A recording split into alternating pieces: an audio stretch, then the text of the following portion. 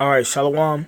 First, I'd like to start by saying all praise to Yahweh by Shema Shai, double honors to the elders and apostles that rule well, and salutations to the brothers that's doing the truth and sincerity. Now, this is just an update on what's going on in Russia. This is a new arms race started by U.S. pulling out of missile treaty.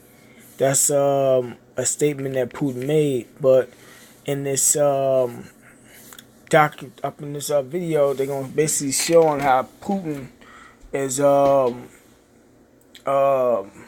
basically upgrading his nuclear capabilities. It actually has accomplished the nuclear capability of a nuclear missile not being able to be tracked by U.S.'s defense shields. You know, and multiple other missiles also that it's going to show when you watch this. But, you know, this is all prophecy. So I'm going to go ahead and go into the scriptures on it.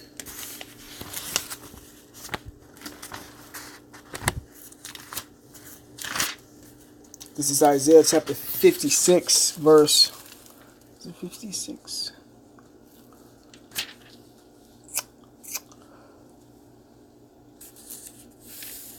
I think it's 54. 54, verse 16. It says, "Behold, I have created the smith that bloweth the coals and the fire, and that bringeth forth an instrument for his work. And I created the waster to destroy." Right, so the Lord created the smith, you know, which was the scientist that made the nuclear missiles. And that waster is talking about the nuclear missiles. The Lord created these nuclear missiles for the destruction of America, right along with Israel, Slovakia, and other nations, man. So yeah, this is prophecy. Next scripture. So, you know, another thing Putin said up in this video was that, you know, he wasn't, you know, trying to engage in no arms race. That was propaganda. Also, that his nuclear weapons is basically, I think that was up in this one. I'm not sure. But, you know, he was alluding to it up in this one also. That his nuclear missiles is basically for nations that try to attack it. Other than that, don't nobody really got nothing to, you know, worry about, man. But he also pointed out that how America is stationing itself strategically around its nation also, man. So ultimately, Russia, you know America on some bullshit, and they try to keep the peace. But the Lord gonna put that spirit in them, like it says up in where it says he will put hooks in Russia's jaw and turn it back into that communist mind state, man. You know, put that spirit back on Russia, you know, to be like a former USSR. And a lot of the nations came back with Russia, you know, because it's going to be a World War III, which is going to be between America and Russia. And right along with these other nations. But that's going to be the real kickoff of it, America and Russia. But let me go ahead and read the scripture because I don't want to keep jumping. This is Joel chapter 3. Verse 9, it says, "Proclaim ye this among the Gentiles," Russia. "Prepare war. Wake up the mighty man." Right, Russia has been woken up. And, you know, we living in a time of war. That's the season we living in. So it's going to be a war that's going to break out between the U.S. and Russia coming soon. "Let all the men of war draw near. Let them come up. Beat your plowshares into swords and your pruning hooks into spears." Plowshares and pruning hooks were farming instruments. Now, beating them into spears is basically using as a metaphor of you know, all agriculture that you know, Russia. I'm gonna say Russia in particular. All the money that they was putting in agriculture. They're putting it into their military. And I think this was the one also. I done watched a couple of them. But this was one of the ones that said that Russia is, I guess it gave the percentage of how much money Russia is putting into its military, you know. But also it says, yeah, beat your plowshares into spears, to swords, and your prudent hooks into spears. Let the weak say I am strong. That's them nations that got the nuclear capability now, like North Korea, Iran. Those were the weaker nations. Assemble yourselves and come, all ye heathen, and gather yourselves together round about. Thither cause thy mighty ones to come down, O Lord. Right. So they gathering themselves round about in the Middle East to get ready for this World War III, which is the Battle of Armageddon. It says, thither cause thy mighty ones to come down, O Lord. And the mighty ones are talking about the angels. Let the heathen be wakened, come up, and come up to the valley of Jehoshaphat. For there will I sit to judge all the heathen round about. Put ye in the sickle, for the harvest is ripe. Come get you down, for the press is full, and the fats overflow, for their wickedness is great. America's wickedness is great, man. Multitudes, multitudes in the valley of decision, for the day of the Lord is near in the valley of decision. Right. So, that's what's going on in the Middle East right now, man. All them nations gathered together for this Third World War. Third World War, Slakia.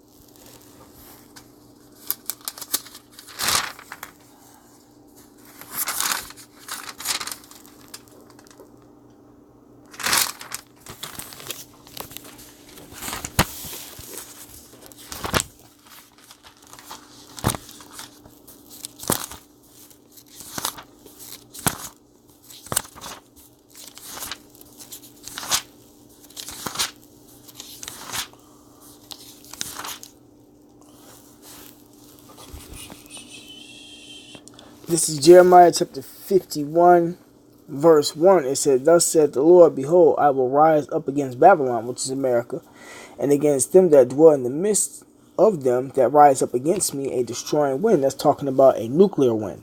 So once this Third World War kick off, the Lord gonna have it to Russia shoots missiles on America, and Russia got the capability for the missiles not to be detected. But the Spirit of the Lord gonna be put in the missiles for them to burst through them shields that America got, and still waste this place, man.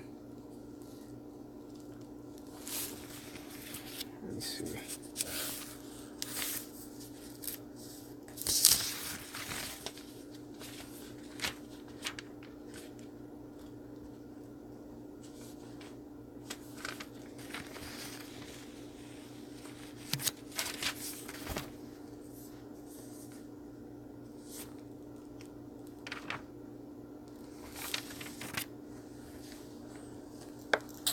I want to bring out this quick precept. This Revelation chapter 11, verse 14. The second war is past.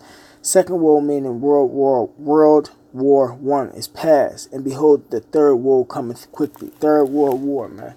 That's the time we're living in. But this back in Jeremiah chapter 51, verse 1. It says, thus said the Lord, behold, I will raise up against Babylon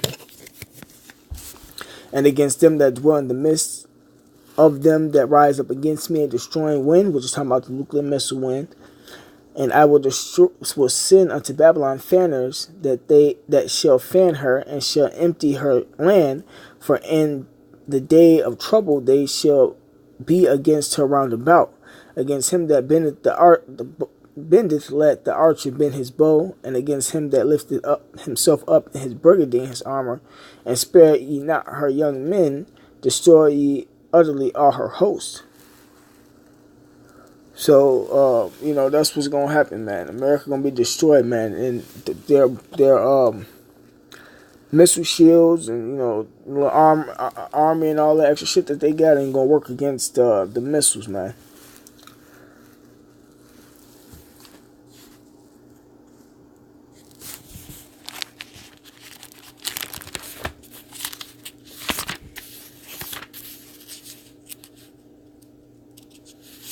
The 2 Peter chapter 3 verse 10, it says, "But the day of the Lord will come as a thief in the night, and the which the heavens shall pass away with a great noise." Right?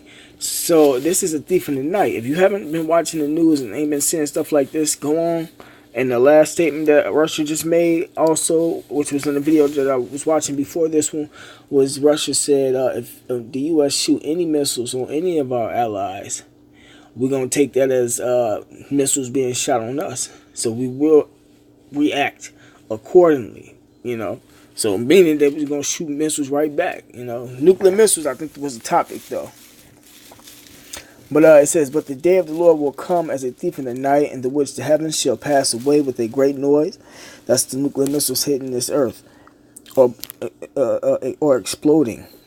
It says, "In which the heavens shall pass away with a great noise, and the elements shall melt with fervent heat.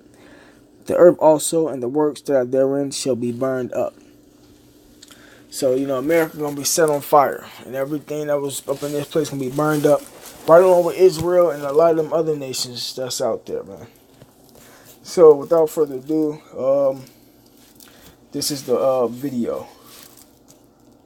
Vladimir Putin's State of the Nation address has sent parts of the media into a frenzy, accusing Russia of Cold War-era posturing. During the speech, the president showcased the country's new strategic weapons, which he said could outsmart all existing missile defenses. The White House and the country learning of that new threat from Russian President, warning his adversaries, and in the West in particular, not to mess with Russia. Computer graphics of missiles flying over mountains and heading over oceans. And he says he's not bluffing. Though many saw the address as a threat directed at the United States, Moscow claims it has no intention of using its military might. The high-tech weaponry is intended only to preserve the global balance of power, as Murad Gazdiev reports. If you aren't Russian, the first hour of Putin's speech would have been boring. Taxes and corruption, science and industry, that sort of thing. After that, though, it got real hot, real fast. Russia is a major nuclear power, but basically nobody wanted to talk to us. Nobody listened to us. So, listen to us now. Rockets, lasers, nukes. In a rush, Putin unveiled an arsenal of new weapons. Bigger, faster, stronger, and deadlier than any that came before.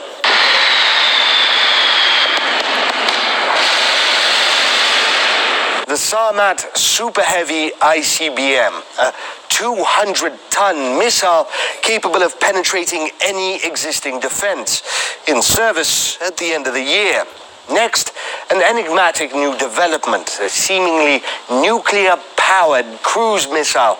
It flies extremely low to avoid detection and can hit almost anywhere in the world, says Putin. Up next, It's just fantastic. an underwater drone submarine, also nuclear-powered with a nuclear payload. It can reportedly lurk underwater for months and months, silent and nearly undetectable.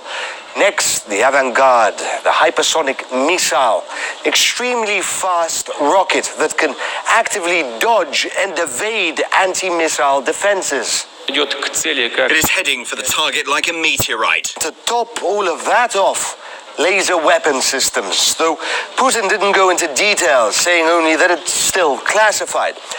The Russian president says all of this isn't to intimidate or scare anyone or invade anyone. These are serious weapons designed for one thing: restore and guarantee Russia's strategic power in an age where an ever-expanding NATO is trying to nullify it. We have no plans and have never had plans to use this potential to achieve offensive or aggressive ends. Russia's enhanced military power is simply a guarantee for peace on our planet, for it preserves.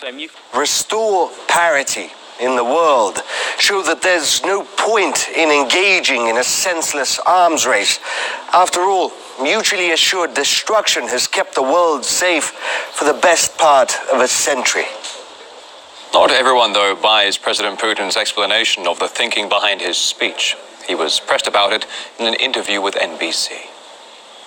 Several analysts in the West have said this is the declaration of a new Cold War. Are we in a new arms race right now? My point of view is the individuals who have said that a new Cold War has started are not really analysts. They do propaganda. If you were to speak about arms race, then an arms race began at exactly the time and moment when the U.S. opted out of the anti-ballistic missile treaty. To stress his point that the new weapons serve only to balance the world powers, Putin pointed out that U.S. missile defense is already deployed in Alaska and in California. NATO's also expanding into Eastern Europe, with 2 sites having been set up in Romania and Poland. And new sites are soon to be established in Japan and South Korea. And apart from ground-based launch weapon systems, the U.S. complex also includes a naval component, meaning that right now, America has 5 Navy cruisers and 30 destroyer ships stationed right along Russia's eastern borders. Now, we spoke to several defense analysts who think the Russian president's speech was not intended as a threat. It was defense, deterrence, competition, and containment. No aggression, no thoughts of initiating a war, which is reassuring. The defense versus the offense in missile technology and anti-missile technology has probably reached a new phase with Putin's speech, and the Americans, even though they have known, at least in general terms, that these weapon systems are in the pipeline, will probably react with some surprise at the advanced stage in which they were unveiled. These are not designed for warfighting. These are designed to send the very clear message that President Putin said quite clearly, which is that these systems are basically saying, if you mess with us, we will nuke you and we will not hold back. Now, that is a strategic statement. It's not a statement about escalating to de-escalating, which is what the Russians are often accused of and were accused of officially by the American government in the Nuclear Posture Review, which is indeed a dangerous doctrine, but it's not a real doctrine that the Russians have ever endorsed. And with that, Slovakia. Shalom.